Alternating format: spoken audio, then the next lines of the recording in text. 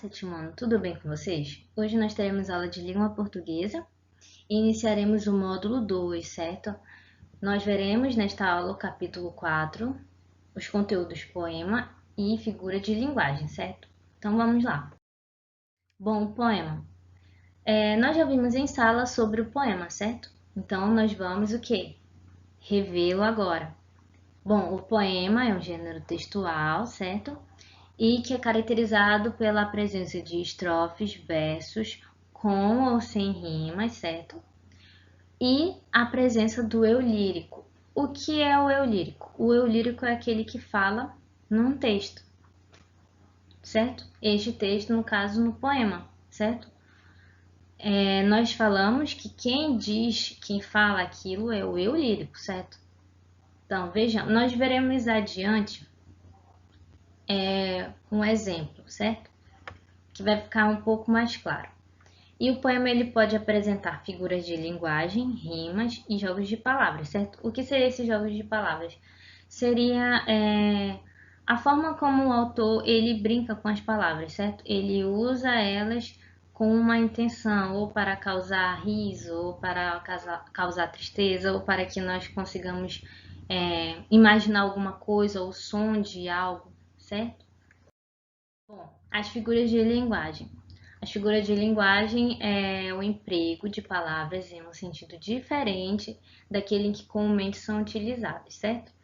Então, o que significa?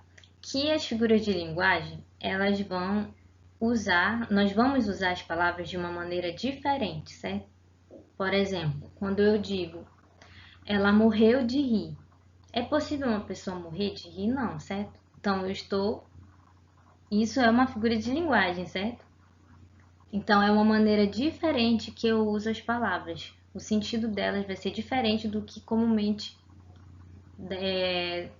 sentido comumente utilizado. Então, vejamos o exemplo, certo?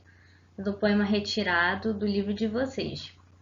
Vede, enquanto negligentes estão as cigarras cantando, vão as formigas prudentes trabalhando e armazenando. Percebam que aqui as cigarras e as formigas elas estão agindo como seres humanos. A cigarra cantando e as formigas trabalhando. Percebam que cantar e trabalhar é uma ação humana, certo? Uma característica nossa. Nós cantamos e nós trabalhamos. Essa ideia de cantar e de trabalhar surgiu por nós, certo?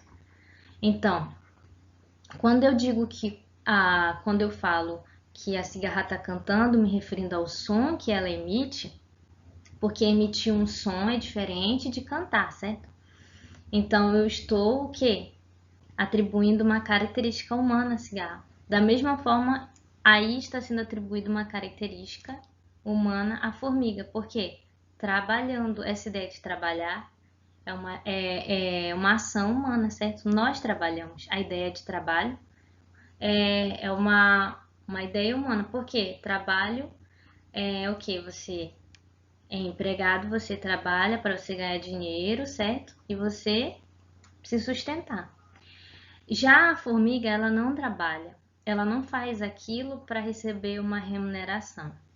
Ela o quê? Ela tem um instinto de sobreviver. Então, ela vai atrás do alimento dela, ela constrói a casa dela, porque é instinto de sobrevivência. É diferente da ideia de trabalho.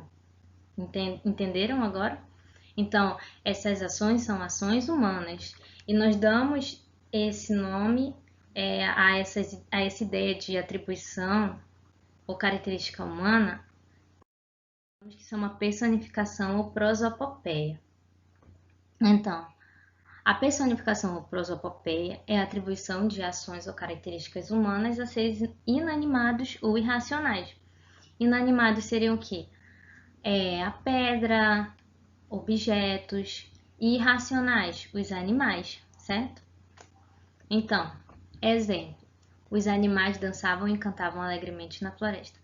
Percebam que aqui nós temos o exemplo novamente da atribuição de características, certo? De ações humanas a seres irracionais, no caso os animais, certo? Os animais não dançam e nem cantam também. Eles não fazem isso. Quem faz isso somos nós, certo? E nós temos também a comparação e a metáfora. Quero que vocês prestem bastante atenção, fiquem atentos, porque a comparação e a metáfora, elas são semelhantes e às vezes podem ser confundidas, principalmente a metáfora, porque a metáfora ela é difícil entender, compreender a princípios. Então, quero que vocês prestem bastante atenção. Comecemos então com a comparação. A comparação é a aproximação de dois elementos, existindo semelhança entre eles. E nós vamos ver que na comparação existirá um elemento comparativo, certo? Vejamos o exemplo. Os olhos dela são negros como a noite.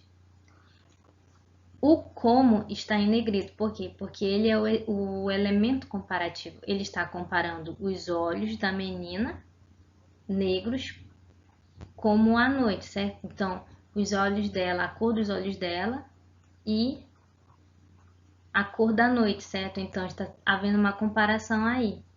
Os olhos dela são negros como a noite, ou seja, são escuros. Então, o que ele quer dizer? Que os olhos dela são escuros. Entenderam? E percebam que aí existe um elemento comparativo. Então, na comparação, eu sei que é uma comparação quando estiver aí o elemento comparativo como, que vai estabelecer a aproximação de dois elementos, certo? Posso dizer também que o cabelo dela é vermelho como fogo, ou ela é branca como a neve. Perceberam como eu comparei uma coisa à outra?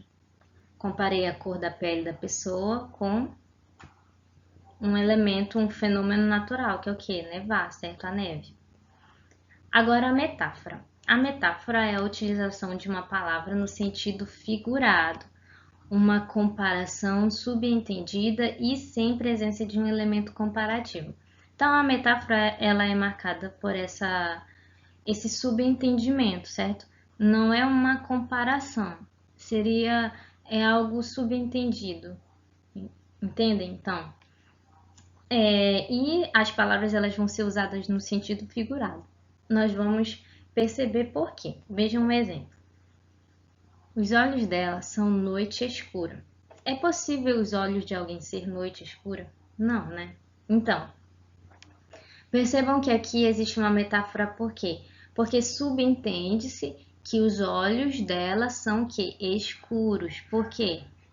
Porque é dito que o quê? Que são noite escura, certo?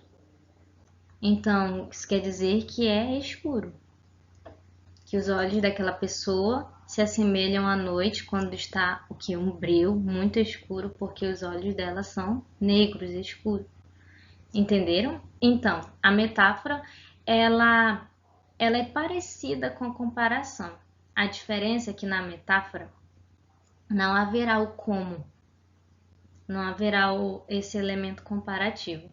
As palavras vão ser usadas no sentido figurado, certo?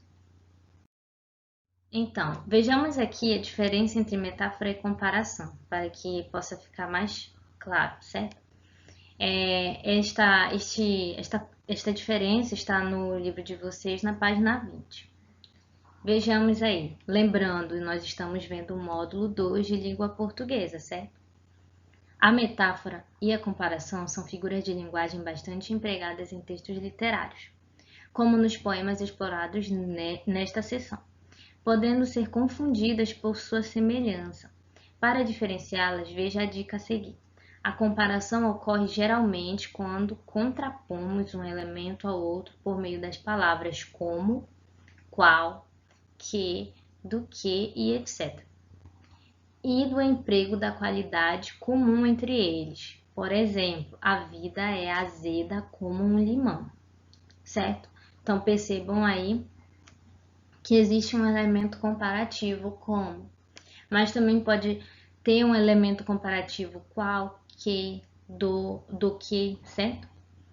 Ó, nesse exemplo, a palavra vida, acompanhada da qualidade comum, azeda, está sendo comparada por meio do uso do conectivo comparativo como a um limão, certo? Então, é comparado a vida azeda a limão, certo? A metáfora ocorre quando a palavra como e a qualidade comum são suprimidas, ou seja, elas não aparecem. E a associação entre os elementos passa a ser subjetiva, certo? Por exemplo, a vida é um limão. Nessa frase, a palavra vida está sendo comparada subjetivamente a um limão, sem o emprego do conectivo comparativo de qualidade comum. Outro exemplo, Manaus é um ovo. É possível uma cidade ser um ovo? Um ovo é um ovo, certo? E uma cidade é uma cidade. Então percebam que aqui eu empreguei de forma que figurativa. Quando eu digo que Manaus é um ovo, eu quero dizer que a ideia de que ela é pequena. Por quê? Porque muitas pessoas se conhecem, certo? Eu conheço uma pessoa que conhece outra pessoa que conhece outra pessoa e eu conheço essa outra pessoa. Então, é essa a ideia, é uma ideia, certo? E as palavras são empregadas no sentido figurado. Então, é uma comparação subjetiva, em que não haverá o emprego do elemento comparativo. Então, a partir de tudo isso que nós vimos, proponho a vocês que façam a atividade do livro, página 14 a 21. É isto e até a próxima aula.